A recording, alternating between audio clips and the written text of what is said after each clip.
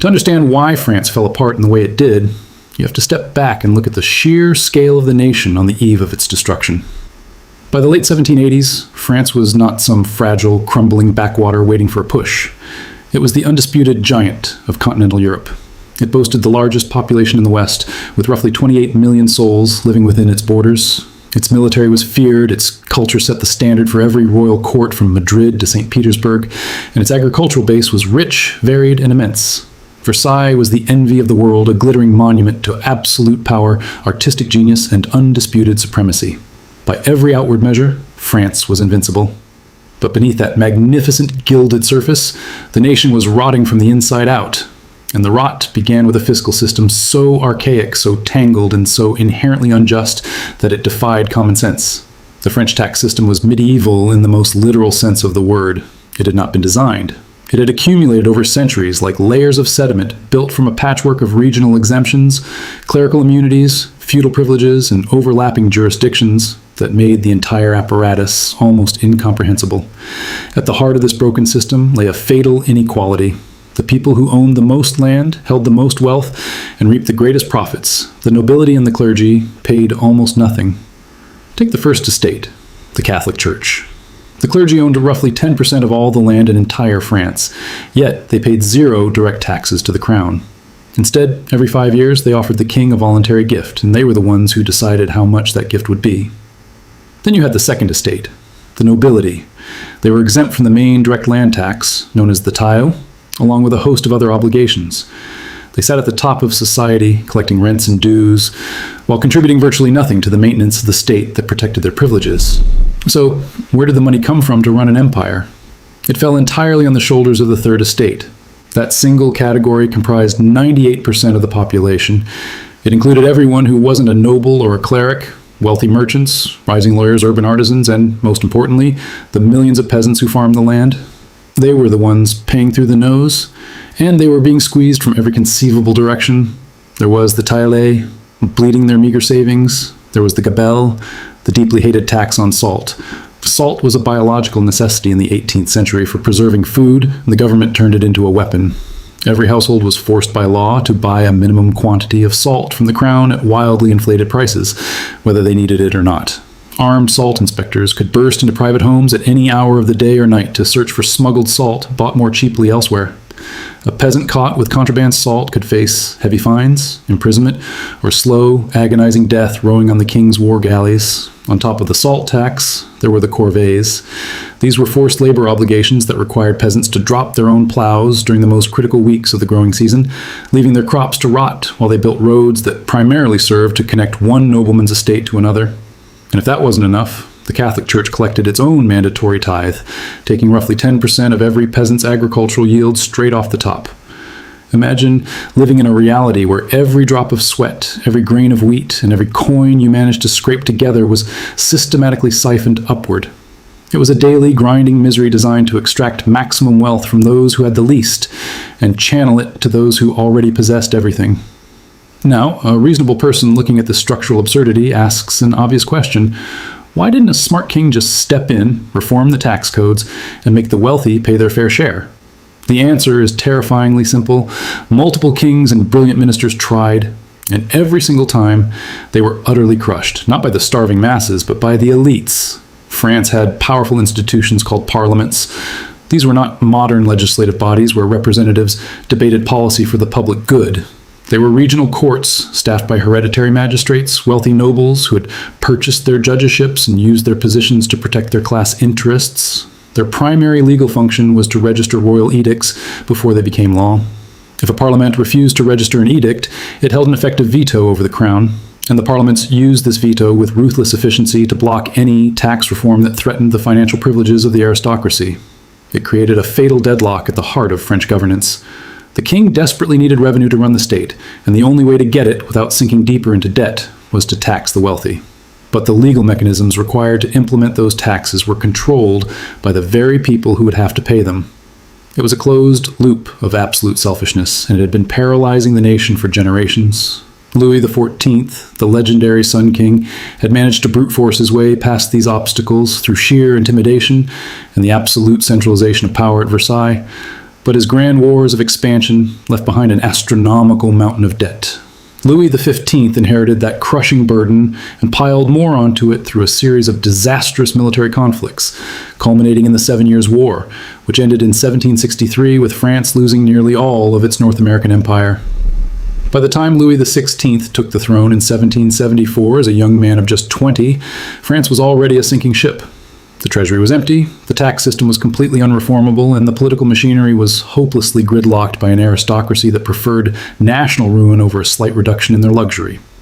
This is where the standard history books completely lose the plot. They skip past decades of slow-motion financial suicide and jump straight from the gleaming halls of Versailles to the sudden fury of the mob, as if one magical day the people just woke up angry. They ignore the compounding disasters that followed. They ignore the fact that while the system was already teetering on the edge of an abyss, a fissure thousands of miles away in the frozen wastes of Iceland was quietly tearing open. They ignore the sulfur in the air, the failed crops, the ruined weather, and the creeping dread of a famine that had nothing to do with politics and everything to do with survival. The stage was set for a catastrophe. All it needed was the final spark. The true madness of the French crisis was not just that the system was broken, it was that the men running it actively chose to pour gasoline on a dying fire. By the late 1770s, France was already staggering under the ghost debts of past monarchs, trapped in a fiscal gridlock where the rich refused to pay a single copper coin in taxes. A rational government would have cut spending, reined in its ambitions, and forced a painful internal reckoning. Instead, France looked across the Atlantic Ocean and saw an opportunity for petty, vindictive revenge. The British Empire had humiliated France in the 7 Years' War, stripping away its colonies, its prestige, and its pride. It was a wound that the French ruling class felt every single day. So, when the American colonies lit the fuse of their rebellion against the British Crown in 1775, Versailles didn't see a distant struggle for liberty. They saw a golden ticket to humble their greatest rival. At first, the support was clandestine. Ships slipped out under the cover of night, loaded with gunpowder, muskets, and secret loans for the Continental Army. But covert operations weren't enough to satisfy the pride of the court. By 1778, France dropped all pretense, signing a formal alliance and plunging headfirst into an open war against Britain. French gold, French warships, and thousands of regular troops poured across the ocean. When the British Army finally surrendered at Yorktown in 1781, sealing American independence, it was largely due to a decisive French naval blockade. It was a stunning geopolitical victory. Britain lost its most valuable overseas possessions, and France tasted sweet, intoxicating revenge. There was just one catastrophic problem. France could not afford it. The Crown spent roughly 1.3 billion livres financing the American war effort. To put that staggering sum into perspective, the entire annual revenue of the French government at the time hovered around 475 million livres. France had effectively torpedoed its own economy, spending 3 years of total national income on a war fought on another continent for another people's freedom. And almost every single coin of it was raised through borrowing. The state was caught in a lethal debt spiral, stacking new loans on top of old ones, watching interest rates climb as lenders began to quietly wonder if the French monarchy would ever pay them back. Enter Jacques Necker. If there is a villain in this financial tragedy who wore a smile instead of a crown, it was Necker. Appointed as Controller General of Finances in 1777, this Swiss-born Protestant banker was brilliant, charming, and possessed of an uncanny knack for telling the public exactly what it wanted to hear. His strategy for funding the American war was breathtakingly simple. Borrow everything, tax nothing. Between 1777 and 1781, Necker rubber-stamped more than 530 million livres in new loans, sourcing them from eager bankers in Geneva and Amsterdam. He hiked interest rates to keep the cash flowing, but he steadfastly refused to touch the tax exemptions of the nobility and the clergy. This made him an overnight hero to the wealthy elite and a darling of the common public, who viewed him as a financial wizard. Then, in January 1781, Necker did something that sent shockwaves through Europe. He published a document called the Compte Rendu au Roi, an official public accounting of the nation's finances. For the first time in history, the secret ledgers of the French crown were ripped open for ordinary citizens to read. Over 100,000 copies flew off the presses. People devoured every page. There was just one fatal flaw in Necker's masterpiece of transparency. The entire document was a masterclass in fraud. By cooking the books, artificially inflating revenue projections, and deliberately hiding the extraordinary, crushing expenses of the American War, Necker conjured a magical, fictional surplus of 10 million livres out of thin air. The stark reality was that France was hemorrhaging roughly 70 million livres a year and sinking fast into bankruptcy. But the public didn't know that. The lenders didn't know that. And, most dangerously of all, King Louis XVI himself believed the fairy tale, giving him a false sense of security that encouraged him to keep spending money the country didn't possess. When Necker's deception was finally uncovered and subsequent ministers tried to reveal the grim, bleeding truth, the public refused to believe them. They compared the new numbers against Necker's rosy fiction and assumed the government was lying to rob them. Trust, the invisible glue that holds any civilization together, shattered into 1,000 irreparable pieces. The monarchy had lost its moral authority. And right as the financial structure began to groan under the weight of this monumental lie, nature itself decided to deliver a knockout blow. Remember the sulfur and the ash drifting south from the Laki eruption in Iceland? For years, those microscopic particles hung suspended in the upper atmosphere, slowly starving Europe of sunlight. The summers grew strangely cold, then punishingly hot, swinging wildly between extremes that defied every rhythm of traditional agriculture. Then came 1788. The spring was swallowed by a brutal, relentless drought. And then, on July 13th, just as the crops were desperately trying to heal, a monster hailstorm ripped across the richest agricultural lands in northern France. Hailstones the size of apples smashed fields flat in minutes, turning waving oceans of wheat into bruised mud. It was followed by the winter of 1788 to 1789, the coldest France had endured in a century. Rivers froze solid, roads became impassable walls of ice, the little grain that had survived the summer storms rotted in barns or sat trapped in the provinces, unable to reach the cities because the wagons literally could not move through the frost. Suddenly, a nation of 28 million people found itself staring down the barrel of a biblical famine. For an average French worker, life already balanced on a razor's edge. A typical family spent roughly half of their daily wages on bread alone. Bread wasn't a side dish, it was life. It was 80% of their caloric intake. When the harvests failed and the grain supplies vanished, the price of a loaf skyrocketed. Families who were already handing over 50% of their income for food suddenly found themselves staring at a math problem that equaled death. They were forced to spend 80, 90, sometimes 100% of their meager earnings just to keep their children from starving. Consumer spending instantly collapsed. Urban artisans lost their jobs because no one had coins to buy shoes, clothes, or tools. People were starving and unemployed at the exact same moment. And as if an empty treasury, a mountain of debt, a fraudulent banking system, and a volcanic climate apocalypse weren't enough, the government made one final, catastrophic economic blunder. In 1786, desperate for commercial ties, France signed the Eden Treaty, a sweeping free trade agreement with Britain designed to slash tariffs between the two rival nations. On paper, it sounded modern and enlightened. In reality, it was an industrial execution. British manufacturing, powered by early steam engines and advanced machinery, was infinitely more efficient than the traditional artisan workshops of France.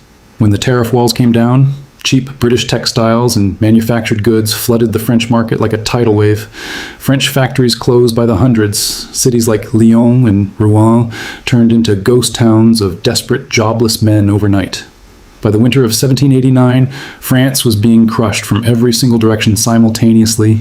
The state was bankrupt, the air was poisoned, the fields were barren, the factories were silent, and a population of millions was being squeezed into a corner with nowhere left to run. By the time of 1789 arrived, the French state was no longer a functioning government. It was a corpse waiting for a grave. The treasury was completely empty, devoured by a staggering mountain of debt that topped 4 billion livres. More than half of all government revenue was going toward a single agonizing purpose, paying the interest on money already spent. France was trapped in a lethal debt spiral, borrowing new funds just to pay the interest on old loans, spinning wildly toward an inevitable crash. The man holding the keys to this collapsing kingdom was Charles Alexander de Calonne, the latest controller general desperate enough to look under the hood of the nation's finances. What he discovered horrified him. The annual deficit was shredding the state for 110 million livres, and the system was completely out of road. Cologne knew there was only one mathematical escape hatch left. The nobility and the clergy had to finally start paying taxes. He proposed a universal land tax that would apply to every single property owner in France, stripping away the ancient exemptions that had protected the rich for centuries. It was the only rational, mathematically sound solution to the crisis. It was also political suicide. Knowing the regional courts would block the reform, Cologne convinced King Louis XVI to take a desperate gamble. In February 1787, the king convened an assembly of notables, 144 hand-picked aristocrats, high-ranking clergy, and loyal elites, hoping they would recognize the existential threat and endorse the tax. It was a catastrophic miscalculation. The notables didn't blink. They flatly refused to surrender their tax privileges. They rejected the land tax, accused Cologne of fiscal recklessness, and demanded to see the actual national accounts. When those secret ledgers were finally pried open and the full, terrifying depth of the debt was exposed to the daylight, the assembly didn't offer solutions. They demanded the dismissal of the minister and pointed a collective finger at the crown. And then, in a move of breathtaking cynicism, the aristocracy did something that sealed the fate of the monarchy. They insisted that only the Estates General, a massive, ancient representative assembly that hadn't met in 175 years, had the legal authority to approve such sweeping tax reforms. They thought they were playing a clever game. They believed they could control the assembly, bully the king, and protect their wealth while pretending to champion the people's rights. Instead, they had just opened Pandora's box. By the time the Estates General lumbered to life at Versailles on May 5, 1789, the grievances of an entire nation had boiled over into the halls. The Third Estate, the commoners representing 98% of a starving, freezing, heavily taxed population, looked across the room at the privileged elites who had driven the country into a ditch and refused to pay a single coin to pull it out.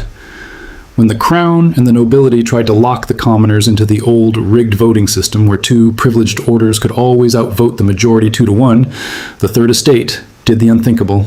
They stood up, walked away, and declared themselves the National Assembly.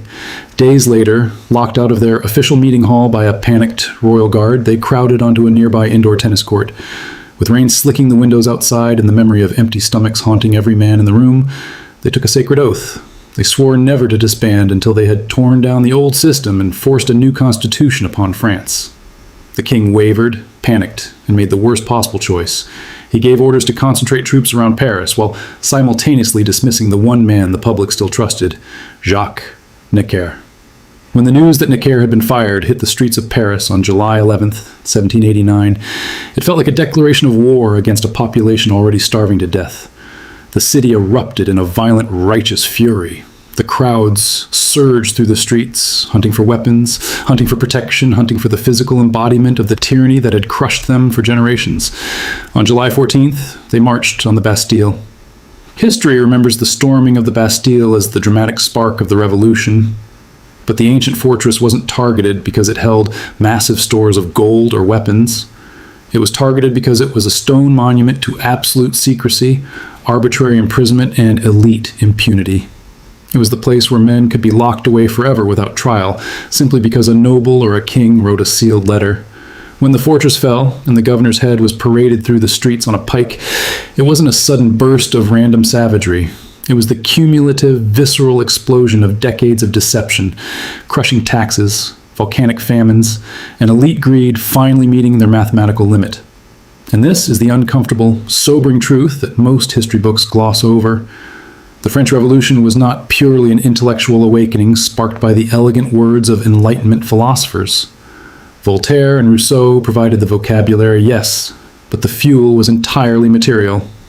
People did not tear down a kingdom because they read a philosophical treatise. They revolted because they were starving in the dark, because a volcanic eruption in Iceland had poisoned their skies and ruined their bread, because a corrupt financial system had lied to them while driving the nation into a bottomless pit of debt, and because a ruling class chose to protect its own luxury rather than bend to reality.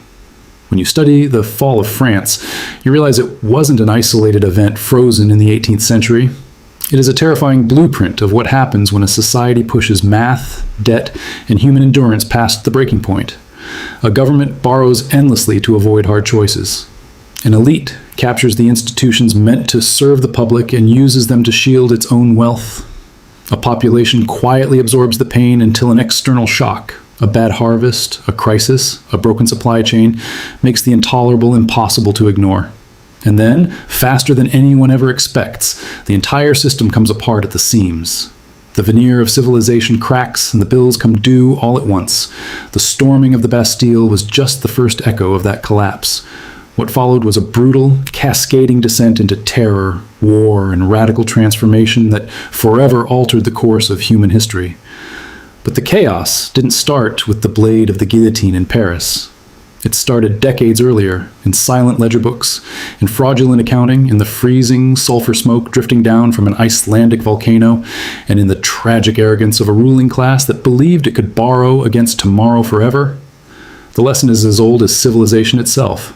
You can rewrite the laws, you can cook the books, and you can hide the truth from the public for a season, but you can never negotiate with reality. And when the bill finally arrives, no amount of privilege can save a system built on denial.